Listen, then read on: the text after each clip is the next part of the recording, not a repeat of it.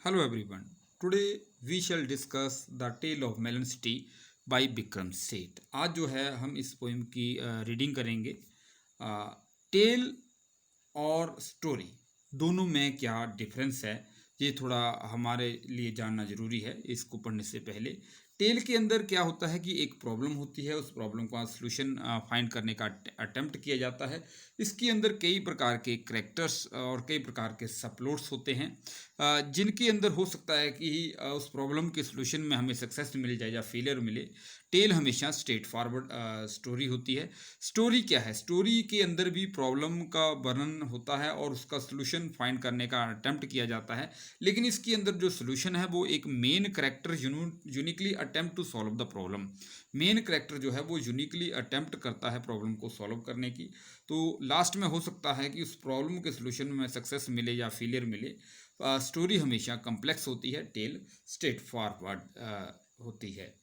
तो विक्रम सेठ ने ये पोएम लिखी है। ये एक इंडियन पोइट और नॉवलिस्ट हुए हैं। इनको कई तरह के अवार्ड मिले हैं, जैसे पद्मश्री अवार्ड, साहित्य अकेडमी अवार्ड, प्रवासी भारतीय सम्मान अवार्ड। तो कई तरह के अवार्ड से इनको जो है नवाजा गया है। इस पोइम के शुरुआत में जो है इद्रिस शाह का नाम है। इद्रिस शाह एक ऐसे पोइट हुए हैं, बेसिकली ये इंडियन पोइट थे और बाद में जाके ये इंग्लैंड के अंदर सेटल हो गए। ये हिमाचल के शिमला के में इनका जन्म हुआ था, बाद में ये इंग्लैंड में सेटल हो गए थे। तो इन्होंने सूफिज़्म के ऊपर काफ़ी जो है बुक्स लिखी गई थी, और स्पिरिचुअलिटी के ऊपर काफ़ी कुछ इन्होंने जो लिखा है। तो हम कह सकते हैं कि ये 20th सेंचुरी के एक लीडिंग थिंकर थे। इस पोइम को रीड करने से पहले सबसे पहले हम इसके कीवर्ड डिस्कस करेंगे। प्लेसिड होता है काम एंड पीसफुल, जो है शांति, शांत प्रिय। Gallows platform to hang the person, gallows का मतलब जहाँ पे फंदा है। प्रोसीडिंग कार्यवाही, किसी भी काम को जो है कार्यवाही जो होती है किसी भी बैठक के अंदर, उसको हम प्रोसीडिंग्स कहते हैं। क्विवरिंग होता है कांपना, ट्रेम्बलिंग। काउंसल होता है एडवाइस, सलाह। Banged of, through away with force, किसी चीज का एक धमाके के साथ गिरना, उसको कहते हैं बैंग्ड ऑफ। स्कैफोल्ड होता है प्लेटफॉर्म फॉर एग्जीक्यूशन, किसी को जो है फांसी लगाने के लिए जो तख्ता होता है उसको स्कैफोल्ड बोलते हैं। गैलोस और स्कैफोल्ड दोनों सिनोनिम्स हैं, दोनों का मीनिंग एक ही होता है। म्यूज्ड थॉट मीन्स सोचना। लेजिस्फियर विदाउट इंटरवेंशन, बिना किसी हस्तक्षेप के। सो ये जो पोएम है taken from Mappings which was published in 1981 and is included in the collected poems by Vikram Seth. ये जो पोएम है उनकी जो बुक है मैपिंग्स में से ली गई है और 1981 के अंदर ये पब्लिश हुई थी। उसकी जो भी कलेक्टेड पोएम्स थी उनमें से एक ये एक पोएम है। किंग जो इस पोएम के अंदर है वो जस्ट एंड प्लेसेड है। जस्ट मीन्स कि वो न्यायप्रिय है और शांत राजा है। Does he carry his notion to justice a bit too far, क्या वो इस जो न्याय का जो विचार है क्या वो इससे ज़्यादा आगे ही नहीं निकल गया। जहाँ पे देखिए एक रिटोरिकल क्वेश्चन जो है हमारे लिए रेज किया है पोइट ने। सो ये स्टोरी बेसिकली एक सिटी के बारे में है जहाँ पे एक मोनार्की है। मोनार्की मीन्स कि एक ही शासक का शासन है, एक ही राजा का वहाँ पे शासन है, उसके बारे में जहाँ पे बताया गया है। After एड्रिस Shah, after एड्रिस Shah means कि ये जो पोएम है विक्रम जो सेठ हैं ये भी एक इंडियन पोइट हैं, ये एड्रिस शाह से बहुत ज़्यादा प्रभावित थे। तो आफ्टर एड्रिस शाह का मतलब ये जो पोएम है उन्होंने डेडिकेट की है एड्रिस शाह को। तो in the city of which I sing, जिस शहर की मैं बात कर रहा हूँ, there was a just and placid king, वहाँ पे एक जो है न्यायप्रिय और शांत राजा था। जहाँ पे देखिए आयरनी छुपी हुई है, जस्ट एंड प्लेसेड किंग, इस बात के बीच में हम आगे डिस्कस करेंगे कि कैसे आयरनी छुपी हुई है। The king proclaimed an arch should be constructed that triumphantly would span the major thoroughfare to edify spectators there. राजा ने घोषणा की एक मेहराब बनाई जाएगी दैट ट्रायम्फली, उल्लासपूर्ण तरीके से, विजयपूर्ण तरीके से, would span the major thoroughfare, एक आम पब्लिक रास्ते से, to edify the spectators there, ताकि लोग उस मेहराब को देखें जब भी राजा वहाँ पे जाए या कुछ वहाँ से संबोधन करे, उनकी जो है दर्शकों की शान बढ़ाने के लिए। देखिए जब भी पुराने समय में कोई भी राजा कोई लड़ाई जीतता था तो उस जीत के प्रतीक के रूप में वहाँ पे कोई स्मारक बना दिया जाता था, मोनूमेंट्स बना दिया जाता था। तो इस तरह से जहाँ भी राजा ने जो है एक आर्च बनाने का निर्णय लिया, ये एक अपने विक्ट्री के प्रतीक के रूप में, ताकि लोग उसको याद रखें कि राजा ने ऐसे किया था। तो the workman bent and build the thing, जो मजदूर थे वो गए और उन्होंने उस मेहराब को बनाया। They did so since he was the king, उन्होंने ऐसे किया क्योंकि वो राजा का आदेश था। The king rode down the thoroughfare, जो राजा है उस आम रास्ते से गुजरा, घुड़सवारी मतलब घोड़े पे बैठ के, टू एडिफाई स्पेक्टेटर्स देयर, लोगों को वहाँ पे दर्शकों की शान बढ़ाने के लिए, उनको दिखाने के लिए, उनको कुछ बोलने के लिए। The under the arch he lost his crown, मेहराब के नीचे जो है उसका जो है मुकुट गिर गया। The arch was built too low a frown, जो मेहराब थी जो है ऊंचाई इसकी कम थी, तो ए फ्राउन, राजा के माथे पे एक त्योड़ी आ गई। Appeared upon his Placid face, उसके शांत चेहरे के ऊपर एक त्योड़ियाँ आ गई उसके माथे के ऊपर, क्योंकि उसको गुस्सा आ गया। तो देखिए जहाँ पे आयरनी है, जहाँ पे स्टायर है, शुरू में ही पोइट कहता है the king was just and Placid, जो राजा था न्यायप्रिय और शांत था। लेकिन राजा को क्या आ गया, जैसे ही उसका जो क्राउन, उसका जो मुकुट है नीचे गिरा, उसको गुस्सा आ गया। So this is the irony. The king said, राजा ने कहा, दिस इज ए डिस्ग्रेस, ये एक अपमान है। The chief of builders will be hanged, जो चीफ ऑफ बिल्डर्स है उसको जो है फांसी लगाई जाएगी। The rope and gallows were arranged, फांसी वाला जो रस्सा है और फंदा है, जहाँ फांसी का जो तख्ता है, फांसी की जो टकटी है वो तैयार की गई। The chief of builders was laid out, जो चीफ ऑफ बिल्डर है उसको बुलाया गया। ही पास्ड द किंग, वो राजा के पास से गुजरा। ही गेव ए शॉट, उसने कहा चलाकर, O king it was the workmen's fault, ये मजदूरों का दोष था। ओ सेड द किंग, अरे राजा, and called a halt, halt होता है फांसी पे राजा ने रोक लगा दी। तो देखिए जहाँ से एक ब्लेम गेम शुरू होगी। जो चीफ ऑफ बिल्डर्स है, he put the blame on the workmen, उसने जो है ब्लेम वर्कमैन के ऊपर लगा दिया। सो इस तरह से वहाँ पे a rope and gallows were arranged.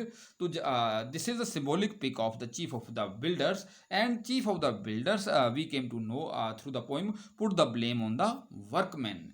To the proceedings, हाँ जो कार्यवाही थी, being just and placid no, राजा जो था अब क्योंकि वो न्यायप्रिय था और शांत था, ही सेड, उसने कहा, उसने फांसी पे रोक लगा दी क्योंकि वो न्यायप्रिय था। आई must have all the workmen hanged instead, मुझे सारे मजदूरों को फांसी लगानी चाहिए। देखिए यहाँ पे फिर पोइट ने आयरनी का यूज़ किया है। वो कहता है कि बीइंग जस्ट, राजा न्यायप्रिय था, तो यहाँ पे actually he was the, we can say that fool, जो हम वह कह सकते हैं, राजा he was the foolish person, वो एक फुलिश पर्सन था। सो क्योंकि वो उनकी बातों में आ गया, नो एक blame game has been started, एक ब्लेम गेम शुरू हो गई थी। So I must have all the workmen hanged instant, मुझे सभी मजदूरों को फांसी पे लटका देना चाहिए। द वर्कमैन लुक्ड सरप्राइज्ड, उन्होंने हैरानी से देखा, एंड सेड, और कहा, O king you do not realise, आप नहीं समझे, the bricks were made of the wrong size, ईंटों का आकार गलत था। Summon the mason, said the kings, summon होता है कानूनी बुलावा। राजा ने कहा मजदूर जो है राजमिस्त्री को बुलाया जाए, मैसन्स होता है मिस्त्री। The mason stood there cowering, जो राजमिस्त्री था वहाँ पे कामता हुआ खड़ा हो गया। देखिए again blame game. The chief of the builders put the blame on the workmen and the workmen put the blame on the masons, उसने जो है वर्कमैन ने जो था मजदूर थे, ब्लेम मैसन के ऊपर पुट कर दिया। It was architect they said, अब now mason put the blame on the architect, mason ने जो है ब्लेम आर्किटेक्ट के ऊपर लगा दिया। वो कहता है मैसन कि ये आर्किटेक्ट था, द आर्किटेक्ट वाज समन्ड, अब जो है वास्तुशिल्प, मुख्य वास्तुशिल्प को बुलाया गया। Well architect said his majesty, I do ordained that you shall be hanged, उसने कहा अच्छा आर्किटेक्ट, हाँ हिज मेजेस्टी, हाँ मैं आपको जो है फांसी का आदेश दूंगा, ऑर्डेन होता है ऑर्डर, सेड द आर्किटेक्ट। अब आर्किटेक्ट क्या कहता है, O king you have forgotten one small thing, आप एक बात भूल गए। अब कौन सी बात भूल गए, जो है here the we came to know from this poem, Mason put the blame on the architect. No, architect reminded the king one thing. उसने उसको राजा को एक बात याद दिलाई. क्या रिमाइंड कराया? You made certain amendments to the plans when I showed them to you. जब मैंने आपको नक्शा बताया था तो आपने उसमें कुछ बदलाव कर दिया था. The king heard this. राजा ने ये सुना. The king saw red. जो राजा का चेहरा लाल हो गया. In fact, nearly lost his head. उसका दिमाग खाली हो गया था. being a just and placid king, परंतु एक न्यायप्रिय और शांत राजा होने के कारण he said this is a tricky thing. ये एक पेचीदा मामला है. I need some counsel. मुझे कुछ एडवाइस, मुझे कुछ सलाह की जरूरत है. काउंसल होता है advice. Bring to me the wisest man in this country. इस जो राज्य का सबसे बुद्धिमान व्यक्ति मेरे पास लाओ. The wisest man was found and brought. जहाँ पे बुद्धिमान जो राजा है, बुद्धिमान जो व्यक्ति है वो उसको ढूंढा गया और उसको लाया गया. ने carried to the royal court. उसको लाया गया एक जो है शाही दरबार में. ने का मतलब जहाँ पे नो होता है उसको. तो देखिए यहाँ पे ब्लेम गेम पुट हो गई थी. यहाँ पे सबसे पहले चीफ ऑफ बिल्डर्स आया. उसने he put the blame on the workmen and the workmen put the blame on the mason and mason put the blame on the architect and again architect put the blame on the king. Architect ने blame जो है king के ऊपर लगा दिया. Now king got confused. वो king उलझन में पड़ गया, इसलिए बुद्धिमान व्यक्ति को भुलाया गया. नो जहाँ पे देखिए the wisest man was too old to walk and to say something. वो इतना बूढ़ा था, ना तो वो कुछ कह सकता था ना वो चल सकता था. This was the irony. Again जहाँ पे जो है एक आयरनी जस्ट टायर यूज किया गया है. जो बुद्धिमान व्यक्ति था, he could not see, he could not walk and he was the yet wisest man. वो एक बुद्धिमान व्यक्ति था. He could not walk and could not see. वो नहीं चल सकता था, नहीं देख सकता था. सो ओल्ड, बूढ़ा था. एंड देयरफॉर वाइज, इसलिए उसको बुद्धिमान कहा गया. Was he, but in a quavering voice he said. उसने कांपती हुई आवाज में कहा, the culprit must be punished. जो दोषी है उसको सजा होनी चाहिए. Truly the arch it was that banged. देखिए जहां पे ARCH आर्च, इसकी जो प्रोनाउंसिएशन है वो आर्च है, आर नहीं बोला जाता. इसका आपने ध्यान रखना है. इसको जो है मेहराब है, इसको जो है हाँ, it was that bang the crown off. मेहराब ने जो है राजा का मुकुट गिरा दिया. And it must be hanged to the scaffold. The arch was led. और इसलिए जो है फांसी जो है मेहराब को लगानी चाहिए. To the scaffold the arch was lead.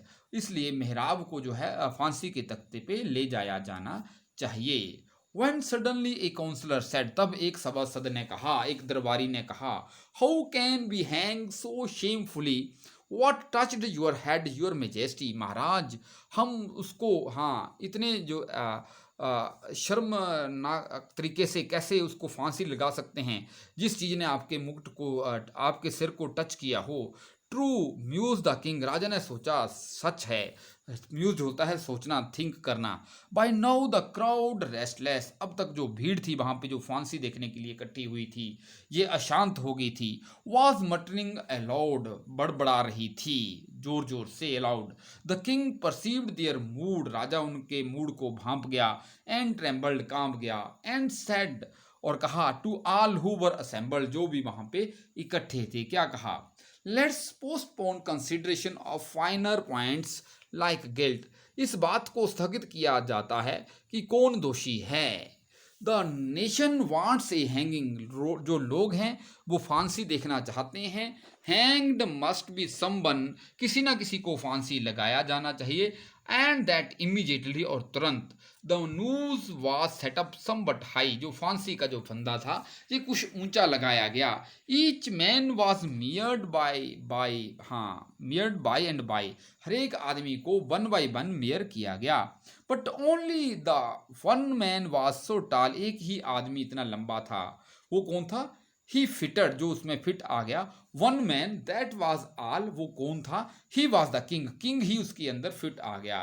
His majesty was therefore hanged by royal decree, और महाराज को जो है फांसी लगा दी गई एक शाही उसी के आदेश के कारण। देखिए जहाँ पे अगेन एक आयरनी आ गई, जहाँ पे फिर एक हम सिटायर आ गया। Here king got hanged by his own order, जो राजा को उसके अपने ही आदेश के कारण क्या लगी, फांसी लगी। This is the irony here. So this is the, we can say that as a scaffold, जहाँ पे उसको फांसी लगाई गई। The thank goodness we found someone, said the ministers, for if instead, भगवान का धन्यवाद कि हमें कोई ना कोई मिल गया। The ministers, for if instead we had noted the unruly tone, हाँ इसलिए क्योंकि अदरवाइज क्या होता, अनरूली टोन, हमारे कस्बे में जो है एजिटेशन फैल जाती, अशांति फैल जाती, विद्रोह फैल जाता। Might well have turned against the crown, वो सारे जो है सिंहासन के विरुद्ध हो जाते। Long live the king, the minister said, देखिए राजा को फांसी लगा दी जाती है और मंत्री क्या कहते हैं, राजा जीवित रहे। This is also irony. Long live the king is dead, राजा जीवित रहे और राजा मर गया क्योंकि उसको हैंग कर दिया गया। दे पॉन्डर्ड द डायलेमा, अब जो है वो पॉन्डर्ड होता है सोचना, उन्होंने सोचना शुरू कर दिया डायलेमा, द्वंद के ऊपर। कौन सा डायलेमा की, who will be the next king, इस बात के ऊपर उन्होंने सोचना शुरू कर दिया। Then being practical minded man, practical minded आदमी होने के नाते वो जो वहां पे जितने भी मंत्री थे, sent out the heralds to proclaim, उन्होंने भेज दिया, हेराल्ड होता है संदेश वाहक, टू प्रोक्लेम घोषणा करने के लिए, in his former majesty's name, अपने पहले वाले राजा के नाम से। The next to pass the city gates, जो आदमी सबसे पहले सिटी गेट से गुजरेगा, will choose the ruler of our state, हमारे राज्य का रूलर चूज करेगा। एज इज अवर कस्टम, जैसा कि जहाँ का रिवाज है। This will be enforced with due ceremony, इसको एक शाही उत्सव से लागू किया जाएगा। A man passed by the city gate, एक आदमी सिटी गेट से गुजरा। एन इडियट, जे एक आदमी एक मूर्ख था। द गार्ड्स क्राइड, जो वहां पे सुरक्षा कर्मी थे वो चिल्लाए। वेट, रुको, उन्होंने उसको क्वेश्चन पूछा। Who is to be the king, decide, राजा कौन होगा, निर्णय करें। A melon, the idiot replied, idiot ने उत्तर दिया, एक मेलन होगा। This was his standard answer to all questions, ये सभी उसके प्रश्नों का एक स्टैंडर्ड आंसर था। Why, because he liked melons, उसको मेलन्स अच्छे लगते थे। You are now our king, आप हमारे राजा हैं। द मिनिस्टर सेड, मंत्रियों ने कहा। क्राउनिंग ए मेलन, एक तरबूज के ऊपर मुकुट पहनाते हुए। Then they led carried means carried the melon to the throne, तरबूज को सिंहासन के ऊपर ले गए। एंड रेवरेंटली होता है सम्मान पूर्वक तरीके से, सेट इट डाउन, उसको सिंहासन के ऊपर रख दिया। देखिए this was the height of the irony, कि एक तरबूज को, एक मेलन को जो है मुकुट लगा दिया गया और उसको सिंहासन के ऊपर, उसको जो है उसके ऊपर जो है उस सिंहासन के ऊपर बिठा दिया गया। So this was the height of the irony. So next देखिए, this happened years and years ago, ये कई वर्ष पहले हुआ था। व्हेन यू नो, जब when no you know you ask the people, जब आप लोगों को पूछते हैं। So your king appears to be a melon, आपका राजा एक जो तरबूज था। हाउ डिड दिस हैपन, ये कैसे हुआ। दिस से, वो कहते, well on account of customary choice, ये एक रिवाज के कारण हुआ। If his majesty rejoice in a being a melon, that's okay, अगर उनके जो महाराजा की इच्छा थी कि जो उनका इस जो है इन बीइंग ए मेलन, अगर उनका राजा जो है अगर एक मेलन भी बन जाए, एक तरबूज भी बन जाए, दैट इज ओके, ये उनके लिए ठीक है। रिजॉइस होता है आनंद करना किसी बात का। With us for who are we to say what should be as long as leaves us in peace and liberty, लेकिन हाँ जो हम जो वहाँ पे वो लोग कहते हैं, हम कहना चाहते हैं what he should be as long as, हमें रहने दे, हमें छोड़ दे, हमें हमारी जो है पीस और लिबर्टी हमारी भंग नहीं होनी चाहिए, हमारी अपनी शांति और स्वतंत्रता भंग नहीं होनी चाहिए उनके लिए, चाहे राजा कोई भी बन जाए। This principle of laissez-faire seem to be well established there. ऐसे लगता था वहाँ पे लेसिस फेयर का जो सिद्धांत है काफ़ी फलीभूत जो है हो गया था।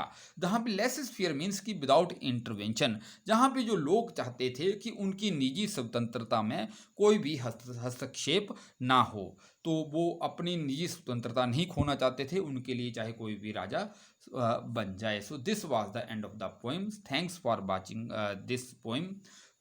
इस वीडियो को ज़्यादा से ज़्यादा लाइक करें, शेयर करें, सब्सक्राइब करें, so that I have motivation to make such more video. So have a nice day.